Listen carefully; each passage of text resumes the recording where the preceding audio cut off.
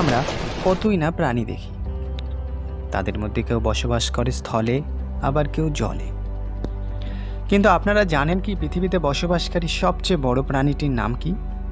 আমরা অনেকেই জানি যে বিপুল সমুদ্রের জলরাশিতে বসবাসকারী সবচেয়ে বড় প্রাণীটি হলো নীলতিমি। কিন্তু শুধু কি জলেই, স্থলেও বসবাসকারী যে কোনো প্রাণীর থেকে আকারে এটি অনেক বড়।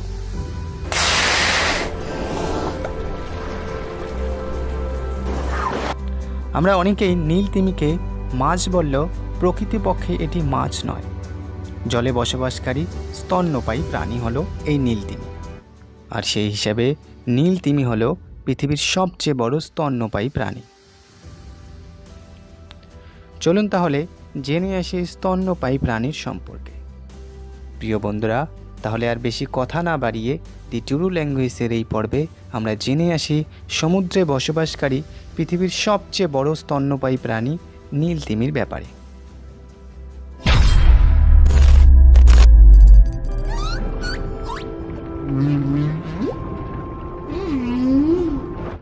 সমুদ্রের অতুলনীয় জলরাশির মধ্যে বসবাসকারী এই নীলতিমির নামে নীল বোঝালেও আসলে অনেকটা ধূসর আর কালচে বর্ণের হয়ে থাকে এই নীলতিমি।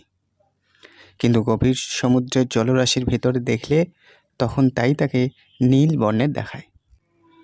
এক একটা করে নীলতিমি যেমন তার সুবিশাল দেহের অধিকারী, ঠিক তেমনই ওজনেও পৃথিবীর সবচেয়ে বড় প্রাণী হলো এই নীলতিমি। একটি নীলতিমির নিশ্চয়কৃত দৈর্ঘ্য 30 মিটার বা 100 ফুটের মতো হয়ে থাকে এবং 199 মেট্রিক টন পর্যন্ত হয়ে থাকে এক একটি করে নীলতিমি, যা কিনা 40টি আফ্রিকান হাতির সমান ওজনের হয়ে থাকে। একটি নীলতিমি এতটাই বড় হয়ে থাকে যা আজ পর্যন্ত আবিষ্কৃত সবচেয়ে বড় ডাইনোসরের থেকেও দ্বিগুণ বড়। বন্ধুরা, নীলতিমি যখন এত বড় দেহের অধিকারী, স্বাভাবিকভাবে তার দেহের অঙ্গপ্রত্যঙ্গগুলো আকারে অনেক বড় হবে। আর তাই তো এক একটি নীলতিমির হৃৎপিণ্ড প্রায় 2টো প্রাইভেট কারের সমান হয়ে থাকে, আর এর জিহ্বার ওজন প্রায় একটি হাতির সমান হয়ে থাকে। অপরদিকে এক একটি নবজাতক তিমিরও গঠন অনেক বড় হয়ে থাকে। প্রায় 25 ফুট দৈর্ঘ্যের হয়ে থাকে এক একটি নবজাতক তিমি, এবং এক একটি নবজাতক তিমি জন্মের 3 মাস পর্যন্ত প্রতিদিন প্রায় 500 লিটারেরও বেশি দুধ পান করে থাকে। খাদ্যাভ্যাস হিসাবে নীলতিমির খাদ্যের প্রধান উৎস হলো মাছ, আর তাদের সবচেয়ে পছন্দনীয় খাবারটি হলো ক্রিল নামক এক ধরনের ছোট মাছ। বিশাল আকারের এই নীলতিমি যখন মুখ হা করে এগোতে থাকে তখন তার মুখের ভিতরে আটকে পড়ে লক্ষ লক্ষ ক্রিল, আর এইভাবে মুখ হা করে সাঁতার কাটতে কাটতে খাদ্য সংগ্রহ করে এই প্রাণীটি।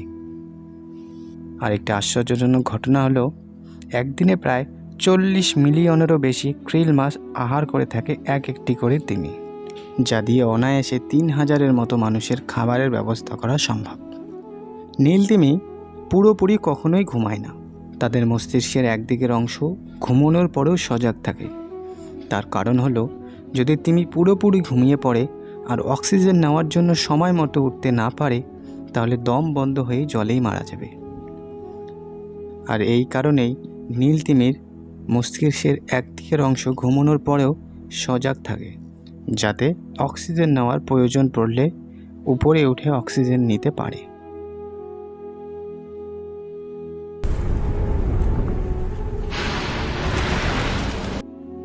বন্ধুরা, আমরা আগেই জেনেছি যে তিমি কোনো মাছ নয়, আর এর কারণ হলো আবাসস্থল ছাড়া এর মধ্যে মাছের কোনো কিছুই বিদ্যমান না।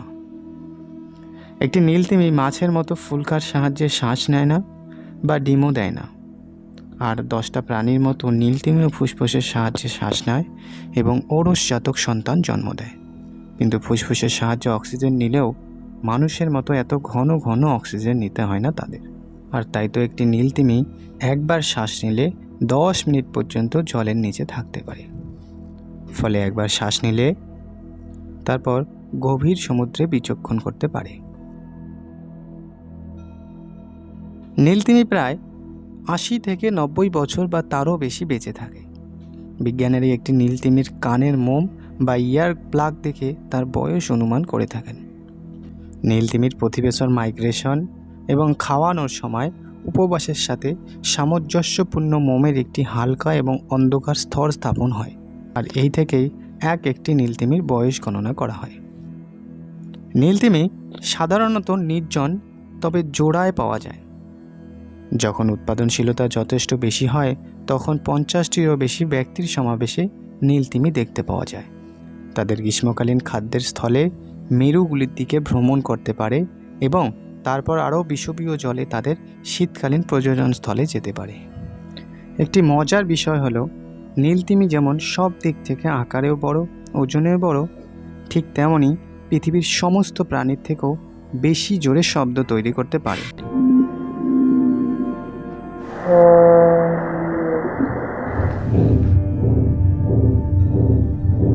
আর তাই তো নীলতিমি দুটো জেট ইঞ্জিন একটি ফ্লাইটের মতো আওয়াজ তৈরি করতে পারে।